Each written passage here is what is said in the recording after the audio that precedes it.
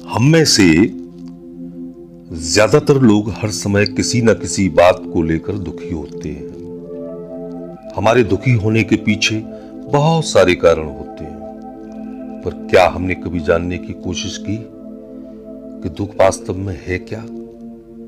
एक छोटी सी कहानी महात्मा बुद्ध के जीवन से जुड़ी हुई मैं आपको शेयर करना चाहता हूं, जो आपको बताएगी कि वास्तव में दुख क्या है और यह किस तरह से काम करता है हमारे जीवन में। एक बार गौतम बुद्ध और उनके शिष्य एक वन से गुजर रहे होते हैं। बहुत देर वन में चलने के बाद बुद्ध और उनके शिष्य एक विशाल पेड़ के नीचे बैठ जाते हैं। उस पेड़ के नीचे एक अलग सी शांति होती है। सभी लोग उस शांति को अनुभव कर रहे होते हैं।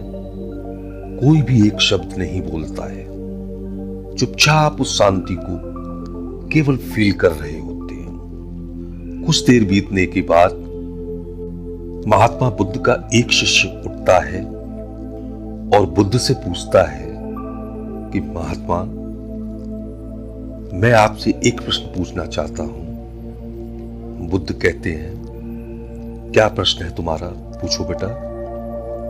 वह बुद्ध का शिष्य बुद्ध से पूछता है कि बुद्ध, मैंने कभी किसी वक्त आपको दुखी नहीं देखा है।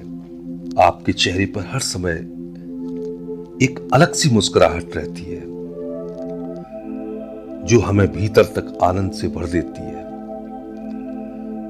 आपके चेहरे पर अलग सी चमक है जो हमें दुखों से कोसों दूर रखती है।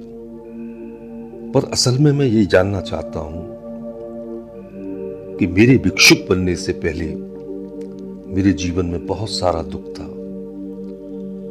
जिसके कारण मैं भिक्षु बन गया। पर मैं अभी तक यह नहीं जान पाया कि आखिर दुख है क्या। क्या आप मुझे बता सकते हो? बुद्ध मुस्कुराए और भिक्षुक से कहते हैं कि दुख एक विचार से ज्यादा कुछ नहीं है।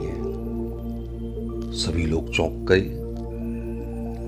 और बुद्ध से पूछते हैं, परंतु महात्मा, विचार तो आते हैं और चले जाते हैं, पर दुख एक बार आ जाता है तो जाने का नाम ही नहीं लेता।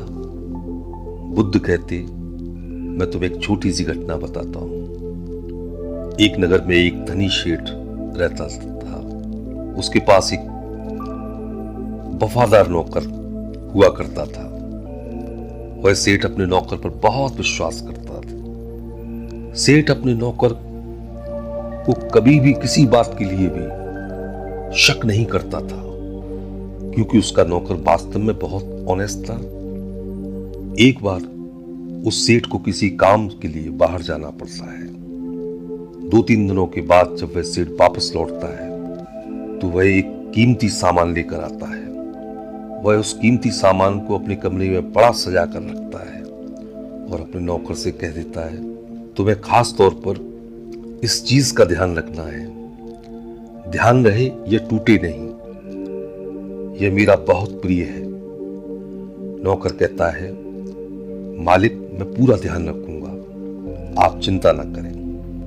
अगले ही दिन वह नौकर पूरे घर की सफाई कर रहा होता है और सफाई करते करते वह सेठ की उस कीमती चीज के पास पहुंचता है और उसकी भी सफाई करने लगता है। सफाई करते वक्त वह कीमती चीज उस नौकर के हाथ से फिसल कर टूट जाती है।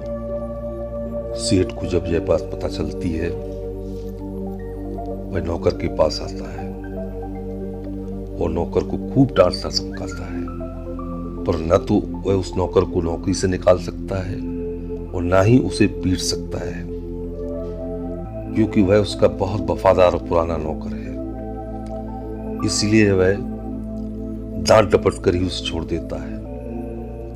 सेठ अपने उस कीमती चीज के बारे में सोच सोचकर बहुत दुखी हो जाता है। रात होती है, सेठ अपने कमरे में लेट जाता है। सेठ को नींद नहीं आ रही होती है। वह बहुत बेचैन होता है। बेचैनी के कारण सेठ अपने कमरे से बाहर निकलता है और देखता है कि उसका नौकर निश्चिंत खर्राटे लेकर सो रहा है।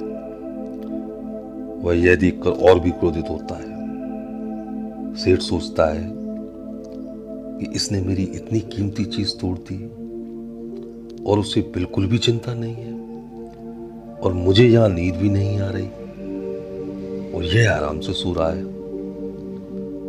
पर सेठ कुछ कर नहीं पाता क्योंकि वह उसका वफादार नौकर है। सेठ अपने कमरे में वापस चला जाता है। फिर सेठ को एक तरकीब समझ आती है।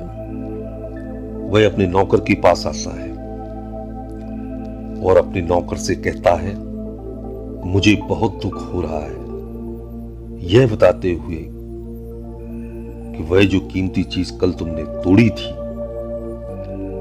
वो मैं तुम्हें देने के लिए लाया था। मैं चाहता था कि मैं उसे तुम्हें गिफ्ट में दूं, परंतु अब क्या कर सकते हैं, अब तो वो टूट गई। सेठ की बात सुन नौकर को बड़ा धक्का लगा। नौकर सोचता है, अरे यह तो बहुत बड़ी गलती हो गई। वे इतनी कीमती और महंगी चीज मेरे लिए लाए थे और वे मुझसे ही टूट गई। फिर क्या? अब उस नौकर के मन में बेचैनी पैदा होना शुरू हो जाती है, दुख भी पैदा होता है।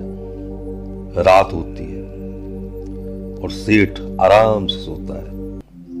दूसरी ओर नौकर बेचैन रहता है, उसे नींद नहीं आती क्योंकि अब उस नौकर ने उस सेठ को उस कीमती चीज को अपने आप से जोड़ लिया, इसलिए वह दुखी हो रहा है। पहले उस नौकर के मन में यह विचार नहीं था कि वह कीमती चीज मेरी है, पर अब उसके मन में यह विचार है कि अगर ये कीमती चीज न टूटती तो ये मेरी होती। बुद्ध कहते हैं, दुख केवल एक विचार है, और यह विचार कैसे उत्पन्न हुआ? अपने आप को किसी चीज से जोड़ लेने से। हम जिस भी चीज को अपने आप से जोड़ लेते हैं, उसे पकड़ने की कोशिश करते हैं, वह चीज हमें दुख देती है, क्योंकि वास्तविकता तो यही है कि कोई भी चीज हमसे जुड़ नहीं सकती। हर चीज आपके पास है, आपकी है, पर थोड़े टाइम के लिए। थोड़े समय बाद वह आपसे दूर हो जाएगी। उस दूर होने की घटना को स्वीकार करें और आगे बढ़ें। Thank you.